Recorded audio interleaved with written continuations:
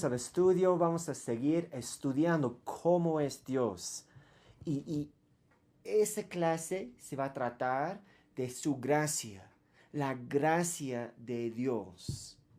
Y parte de mi preparación he estado orando que el Señor en su gracia y en su bondad hace que ese estudio sea como un imán.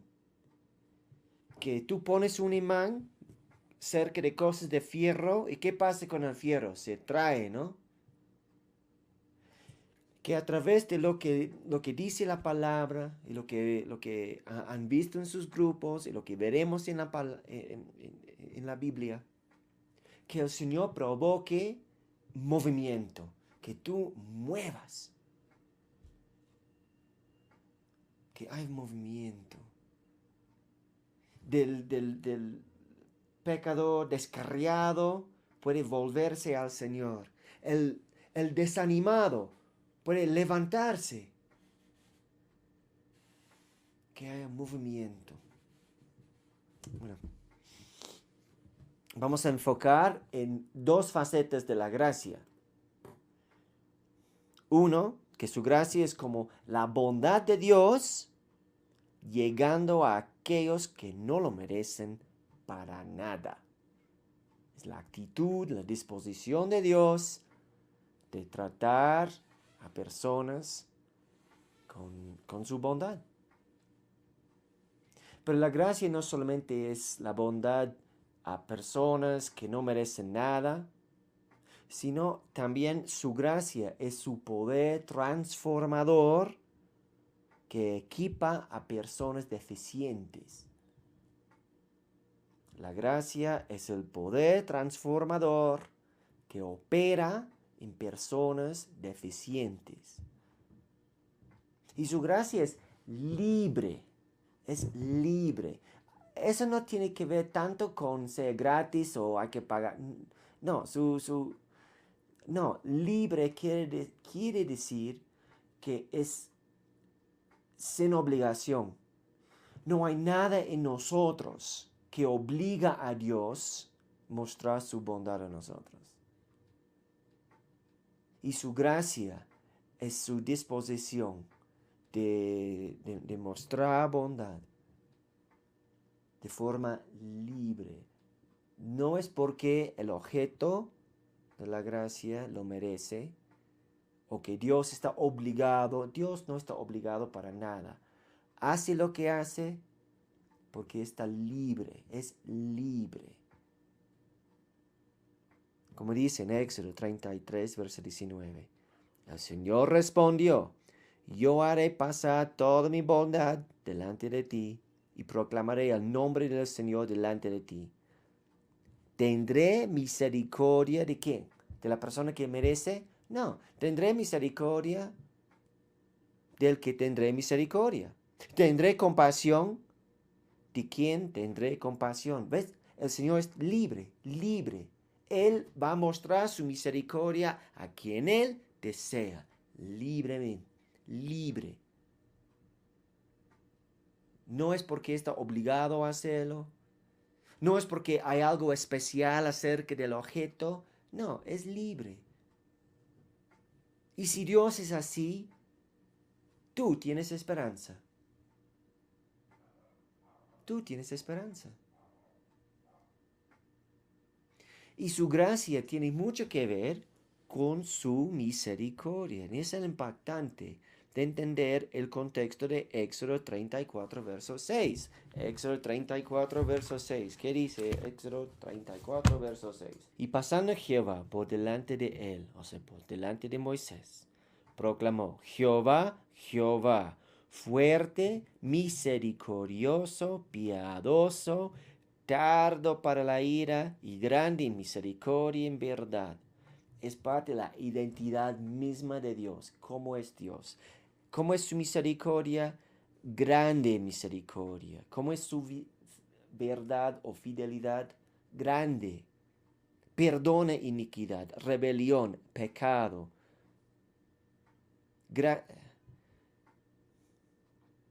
Ese es nuestro Dios. Pero el contexto de esa gran declaración que Dios es grande en misericordia y en piedad, ¿cuál es el contexto? Bueno, es Éxodo 34. Pero ¿qué había pasado justo en Éxodo 32? Recuerden, Moisés había subido el monte de Sinaí, estaba recibiendo los 10 mandamientos. ¿Y qué hizo el pueblo abajo? Estaban alabando al Señor, estaban arrepintiéndose, estaban buscando al Señor. No, estaban inventando su propia religión. Por un lado, diciendo que estaban alabando al Señor, por otro lado, estaban fabricando ídolos y diciendo, esos son los dioses que nos sacó de Egipto. ¿Qué merecía ese pueblo? Aún recibiendo, aún en la misma presencia de Dios, con truenos, relámpagos, ese pueblo se apartó de él en una manera grosera. A veces pensamos, no, es porque me falta la fe, porque no he visto nada. Pero si yo podría ver un milagro, ahí recién voy a creer. ¿No crees? Si el pueblo de Israel en la misma presencia de Dios, viendo la nube, escuchando los truenos, si ese mismo pueblo se apartó de él, no te engañes en cuanto a tu fe. ¿Pero qué merecía el pueblo? Ser destruido. ¿Y por qué no fue destruido ese pueblo? Por la intercesión de Moisés. Éxodo 32, verso 11. Buscaremos eso. Éxodo 32, verso 11. Entonces Moisés oró en presencia de Jehová su Dios y dijo, oh Jehová, ¿por qué se encenderá tu furor contra tu pueblo? Que tú sacaste la tierra de Egipto con gran poder y con mano fuerte. Y sigue la intercesión de Moisés. El pueblo necesitaba ser destruido. Merecía ser destruido. Pero Moisés interpuso, él. Y él rogó por ellos. Y tú y yo, si estamos en Cristo, tenemos Jesús intercediendo por nosotros. Y créeme, Jesús es mejor que Moisés. Pero ya ves la gracia. Eso es gracia. ¿Acaso el pueblo merecía conocer a Dios grande en misericordia? ¿Qué merecía la gente? ¿Qué merecía ese pueblo? Ser destruido. Pero la misma misericordia, la misma gracia de Dios fue revelado en medio de la rebelión. Es increíble, es hermoso. Quiero mostrarles un otro ejemplo. En Génesis capítulo 11 habla del Torre de Babel, ¿no? Y eso fue obediencia de las personas o rebelión. ¿Cuál de los dos? Obediencia o rebelión. Rebelión. Y el Señor termina el capítulo 11 con confundir su idioma y termina mal. ¿Y cómo empieza Génesis 12? Génesis 12, verso 2.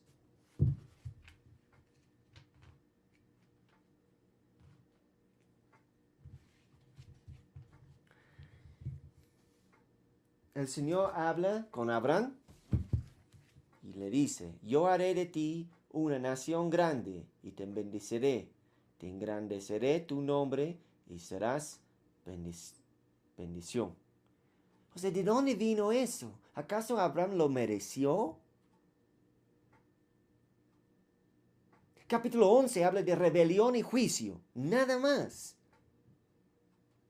Y el siguiente capítulo, una promesa de amor. viene porque Dios es un Dios de gran gracia, de gran gracia. ¿Tú crees en un Dios de gran gracia, gran misericordia?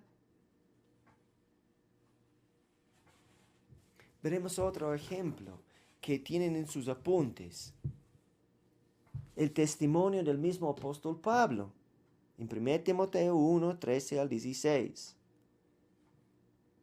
Y Pablo hablando, ahora como un gran apóstol, aun cuando antes yo había sido blasfemo, perseguidor, injuriador, pero yo fui tratado con ¿qué? Misericordia, porque lo hice por ignorancia e incredulidad.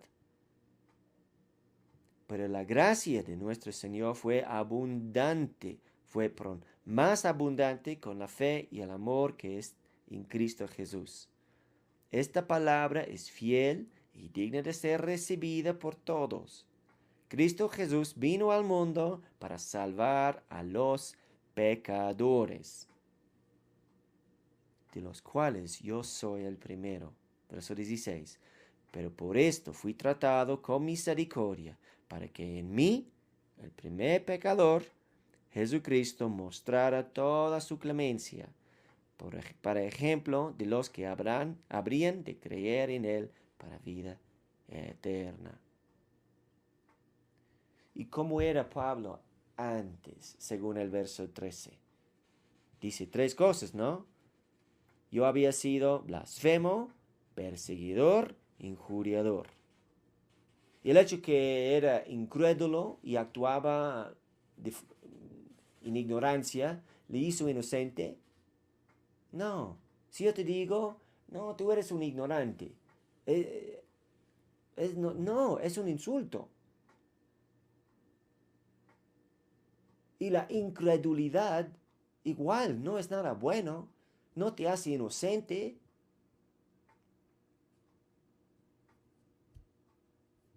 ¿Y qué le transformó? ¿Qué dice? Verso según 14 y 15. Dice, la gracia de nuestro Señor fue más abundante con la fe y el amor que es en Cristo Jesús. ¿Qué le transformó? Sublime gracia. Sublime gracia. Transformó a Pablo.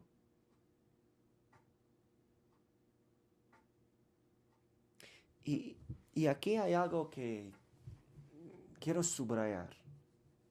En el verso 15, Pablo dice, esa es una palabra fiel, digna de ser recibida por todos. Cristo Jesús vino al mundo para salvar a los pecadores, de los cuales yo soy el primero. Ya, cuando Pablo escribió eso, ya era el gran apóstol. Había escrito muchas de sus cartas, había hecho viajes misioneros, él había resistido, él había sido lo más comprometido, él había trabajado más que los demás. Entonces nosotros hubiéramos esperado que él pusiera algo como, yo era un gran pecador, yo era el pecador más grande, pero mírame hoy. ¿Qué el Señor ha hecho conmigo? ¿Cómo soy yo ahora? Pero no lo dice eso. Dice, de los cuales yo soy el primero. Dice, yo era el primero. No. Dice, yo soy, ¿cuándo? Hoy, el primer pecador.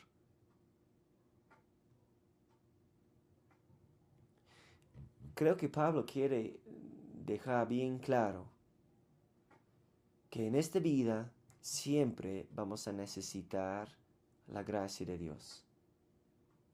Siempre. Siempre.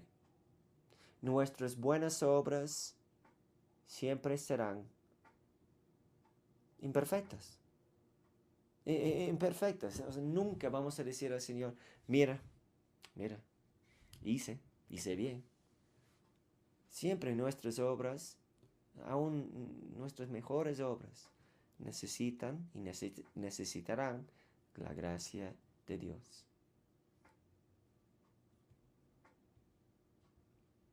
Creo que Pablo quiere poner en claro que él recibió y todavía recibía gracia, misericordia y paciencia.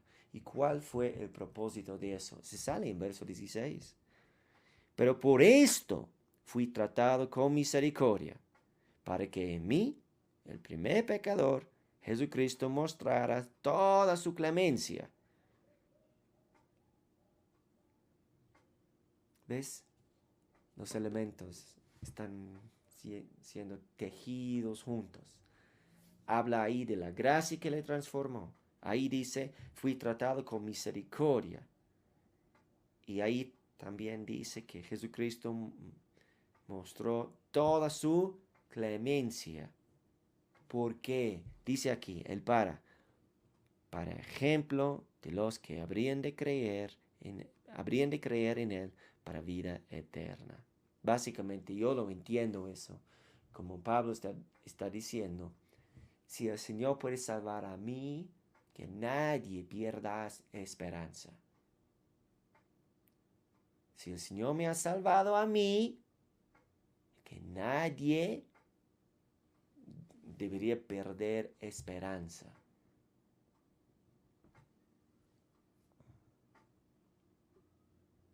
En sus grupos espero que hayan podido conversar y pensar en quizás familiares, quizás vecinos, quizás compañeros de trabajo, o quizás dependiendo de la confianza que uno siente en su grupo, ha confesado, mira, creo que todavía soy blasfemo yo, soy injuriador yo, soy perseguidor yo. Espero que la enseñanza de la verdad de la gracia de Dios pueda actuar como un imán, que ahorita el Señor está moviendo tu corazón y tú estás moviendo, tú estás diciendo, yo no quiero mantenerme lejos, habrá gracia con el Señor. Si el Señor mostró gracia a Pablo, que era un malazo, entonces habrá esperanza para mí.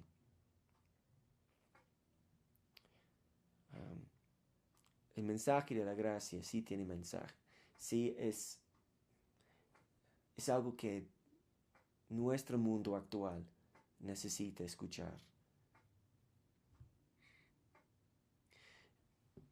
Y quizás la enseñanza de la gracia nos ayuda bastante porque la verdad de la gracia destapa y mata uno de nuestros peores enemigos. ¿Cuál? Orgullo.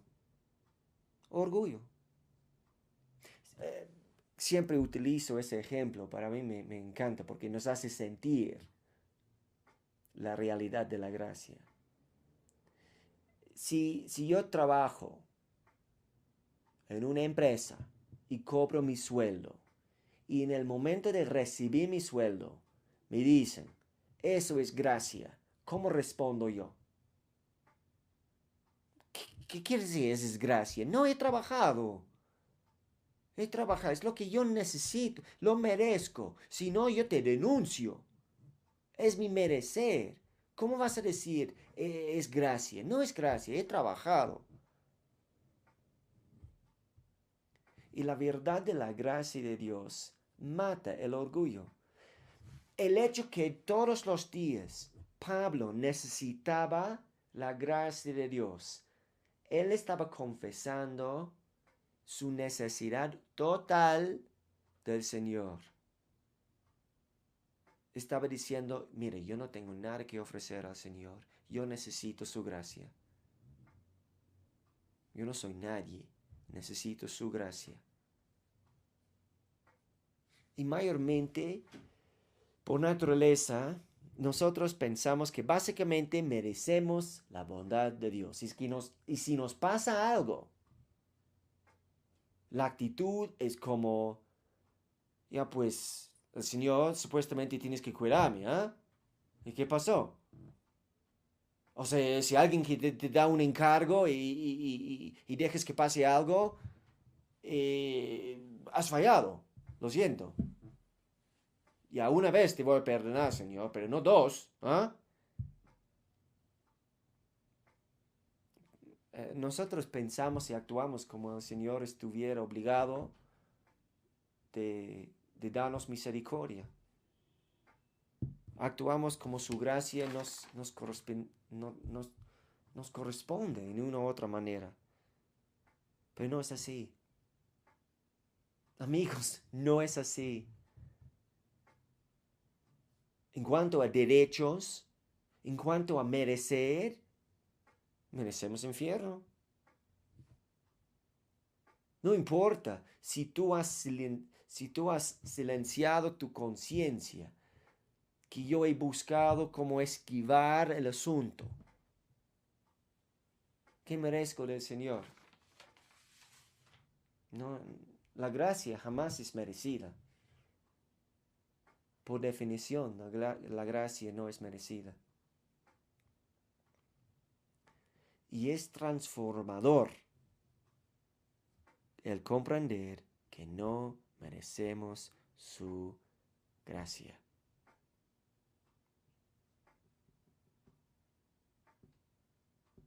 Sin embargo, el hecho que aún existe esa gracia, aún a pesar de cómo somos, te anima, te anima. ¿Y cuándo existe esa gracia? En sus Biblias. Ahorita quiero que abren sus Biblias y leen Salmo 121. Todo Salmo 121. Tiene 8 versos. Leen Salmo 121. Y mi pregunta es, ¿cuándo existe la gracia? ¿En el pasado? ¿Presente? ¿Futuro? ¿Cuándo? ¿Cuándo existe la bondad de Dios a personas que no lo merecen? ¿Cuándo? ¿Es en el pasado? ¿Es en el presente? ¿En el futuro? ¿Cuándo? ¿Cuándo es? Ya en sus grupos